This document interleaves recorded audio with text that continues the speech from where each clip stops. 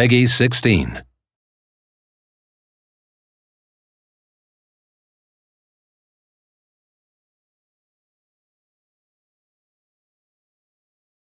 At Ninja Theory, we always really pay particular attention to character, not just characters in the game, but also environments, the lighting, everything we try and give character to. Character's really important because it's the thing that draws you into the game. If you connect with your character, then you're in that place, in that emotion.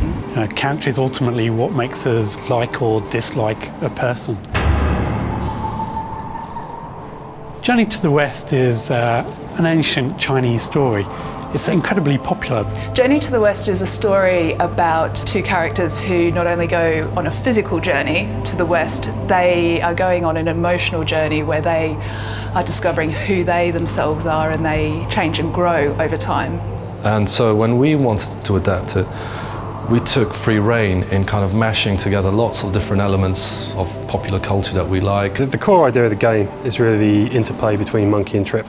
So we've got these two characters, Monkey, who's a strong, brutish character, and Trip, who's kind of weak, but she's very tech savvy. So she is stuck on this slave ship with Monkey, and she manages to escape, as does Monkey.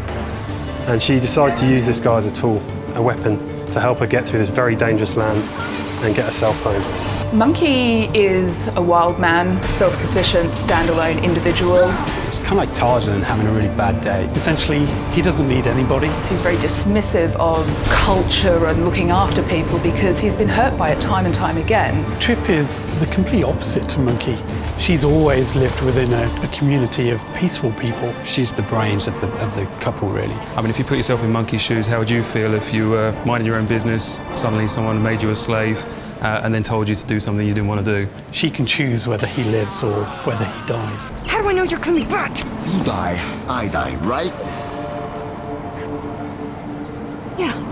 The performance capture with Andy Serkis is always a really great experience. Andy co-directed the performance capture, and I think Andy is undoubtedly one of the best character actors we have in the UK, or anywhere. He has a very particular way of warming everyone up. One of Andy's key skills is being able to actually make them relax and understand how it's not that different to a film production. The first morning when we got together, he said, right, everyone outside into the large area. And we ended up kind of running around for quite a few minutes playing tag, going under people's legs to free us up, and he's sprinting. And with 20 adults running around trying to do this all at once, it's very hectic, and the energy is just there. Alex Garland is a novelist and screenplay writer, and he's responsible for The Beach, 28 Days Later, Sunshine. But I want to say the right thing about him, because he's brilliant. Because we wanted the game to feel like a movie when you're playing it, we thought we've got to find a really great screenwriter. So when Alex came on board, it gave us an opportunity to work with someone who's a master of his craft in an area that we don't actually know a lot about. And so what he brought to the game was this amazing kind of almost directorial eye of how to tell a story. And he worked with us for 2 years on that, and we learned a hell of a lot from him. At a very high level, Enslaved was inspired by the Chinese story of A Journey to the West. But if we move below that, Enslaved is inspired by Ninja Theory's desire to make beautiful games, to create believable characters in beautiful settings, and give them really exciting situations to deal with.